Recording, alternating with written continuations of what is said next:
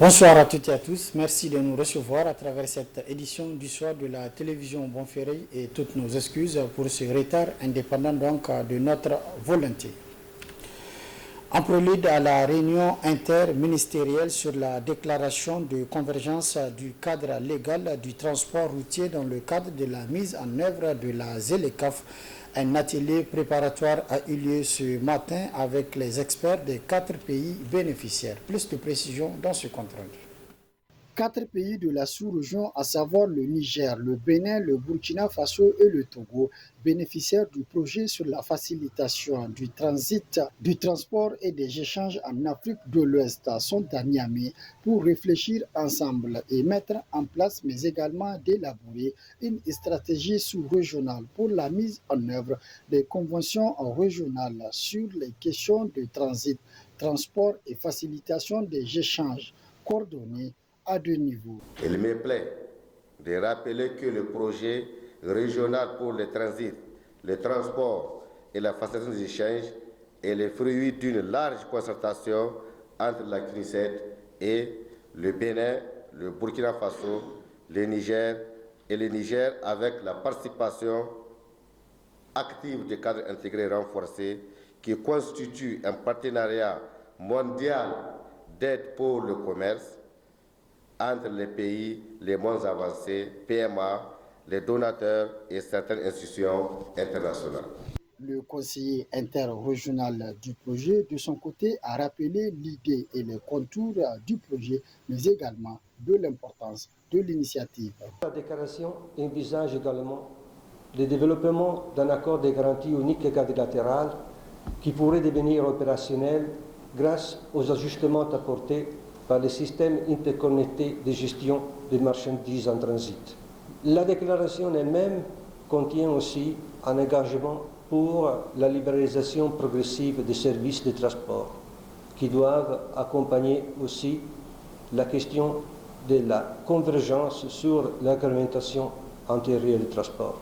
Au cours de cette rencontre préparatoire qui va durer 3 jours, les acteurs, experts et participants auront une série de présentations sur le cadre réglementaire sur le transport des parties prenantes de l'approche quadrilatérale proposée, les objectifs et l'état d'avancement du projet, mais aussi le cadre légal du transport routier des 4 pays partenaires.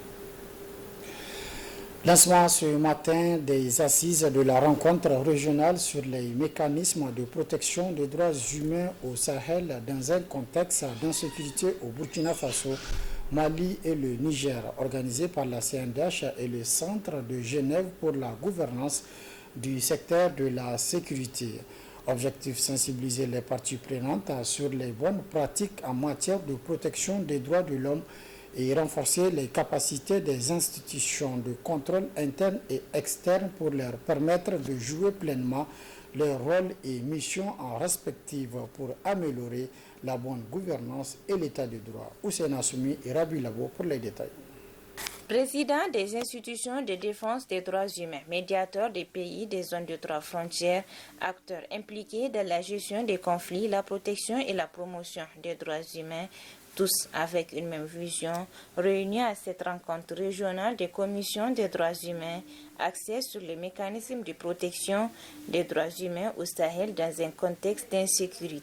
Elle est initiée par le Centre de Genève pour la gouvernance du secteur de la sécurité DECAF et plusieurs partenaires. Cette conférence régionale est donc d'une importance cruciale, car elle crée un espace d'échange sur les bonnes pratiques, met en avant les défis auxquels nous faisons face et nous permet d'apprendre les uns et les autres pour améliorer notre réponse collective aux défis sécuritaires qui menacent l'état de droit et le respect des droits humains au Sahel. Le partage d'expériences et de connaissances est essentiel pour relever les défis auxquels nous sommes confrontés. Une telle initiative n'aurait pu avoir lieu que grâce à la conviction que l'Union fait la force. Les partenaires européens et internationaux interviennent dans cet espace depuis plusieurs années à travers des programmes visant à renforcer la résilience des pays afin de relever les principaux défis liés à la sécurité, la bonne gouvernance, au développement et aux droits humains.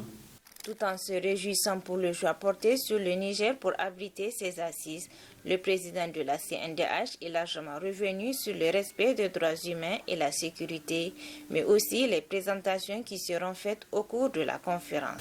Nous allons suivre, puisque nous sommes les participants, 4 communications et 4 panels, à savoir la perception de la promotion et de la protection des droits humains dans la zone des 3 frontières, que j'ai rappelé tantôt, Burkina Faso, Mali et Niger, et impact sur la stabilisation de la sous-région. Présentation de la plateforme police droits humains.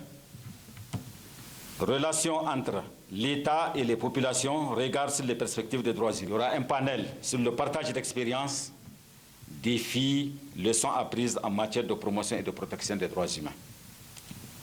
Quel modèle de collaboration peut-il exister entre les forces de défense et de sécurité et les acteurs du contrôle externe en matière de promotion et de protection des droits humains? Auparavant, le secrétaire général adjoint du ministère de la Justice a rappelé les mesures et réponses envisagées par le Niger pour assurer le maintien de la paix au pays.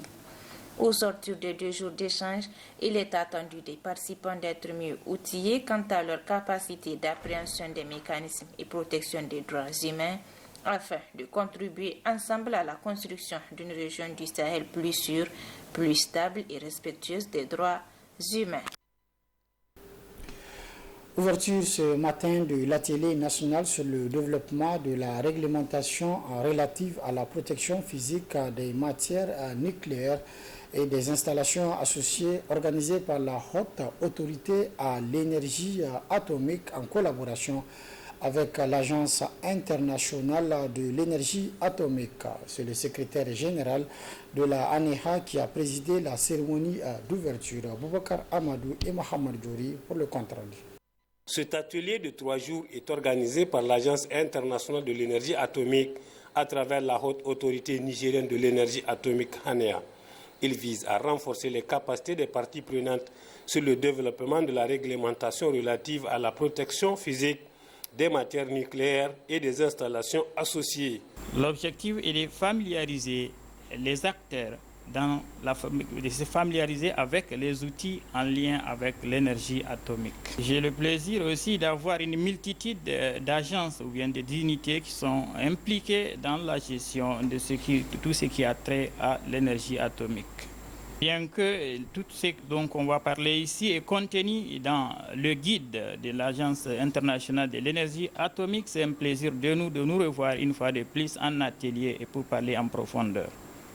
L'Agence internationale la division de l'Agence internationale de l'énergie atomique a le plaisir d'appuyer et d'assister les différents acteurs qui sont en train de se familiariser et d'implémenter tout ce qui est lié à l'énergie atomique. Cet atelier permettra aux experts nationaux du sous-comité cadre réglementaire et du comité national de sécurité nucléaire non seulement de connaître les objectifs et les portées de la réglementation, mais aussi d'acquérir les capacités nécessaires au développement de la réglementation.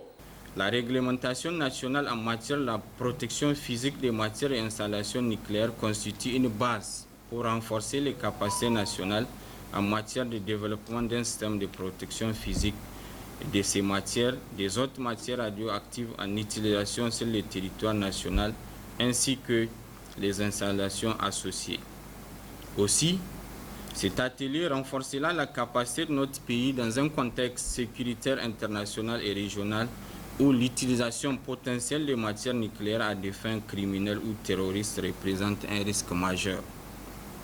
Je ne terminerai pas mes propos sans remercier au nom des plus hautes autorités nigériennes les experts qui ont fait les déplacements de Niamey et l'AUA qui ne ménage aucun effort pour son accompagnement constant dans la mise en œuvre du programme électronucléaire. Cet atelier fait suite à la mission d'évaluation reçue par le Niger en avril 2023, mission qui a émis des recommandations aux différentes parties prenantes pour finaliser la première phase dans la mise en œuvre. De ces recommandations, il est prévu la tenue du présent atelier. Les locaux de la direction régionale de la police nationale de Maradi ont abrité le lundi dernier la cérémonie de présentation d'une saisine de drogue et des réseaux de trafiquants de drogue. Inès Zoumari et Ibrahim Amadou pour les détails.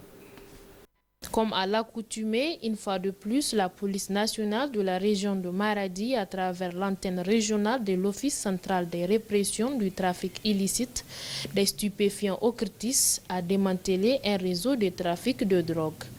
Il s'agit entre autres d'une saisie de 49 600 comprimés de tramadol, 225 rouges d'une valeur estimée à 27 millions de francs CFA, ainsi que 5 individus, dont 4 de nationalité nigérienne et 1 de nationalité nigériane. Par ailleurs, mettons donc l'opinion nationale donc à connaissance que sur le lieu de leur interpellation, un véhicule de marque Honda de couleur noire ayant servi pour le transport de la dite drogue et 3 motos dont un Haoujou et Dailon et Honda ont été immobilisés pour le besoin de l'enquête dans nos locaux. Voilà. Donc permettez-moi de vous rappeler leur modus operandi qui consiste à engager des motocyclistes à partir du Nigeria, plus précisément Katsina, pour l'acheminement de leurs produits prohibés à Maradi, en empruntant des routes secondaires pour contourner le contrôle de nos différents dispositifs sécuritaires mis en place tout au long de la route. Le procureur M. Daouda Maman, présent à cette cérémonie, souligne que comme la police, la justice aussi fera son travail car nul n'est au-dessus de la loi. Et nous sommes venus ici pour rassurer la police que la justice fera son travail. Son travail qui consistera à les condamner s'il le faut, s'ils sont déclarés coupables. C'est des gens qui vont courir d'une peine d'emprisonnement de 10 à 20 ans. De 10 à 20 ans. Et d'une amende de 1 million à 10 millions. Donc vous voyez, la loi a été sévère vis-à-vis de ce trafic-là. Et Inch'Allah, la justice fera son boulot comme la police a pu bien le faire. Le secrétaire général du gouvernorat, présent à cette cérémonie, n'a pas manqué de saluer cette noble lutte. C'est la fin de cette édition. Merci de l'avoir suivi à toutes et à tous. Prochain rendez-vous de la rédaction demain, Inch'Allah, à partir de 12h30. Très bonne réception. Au revoir.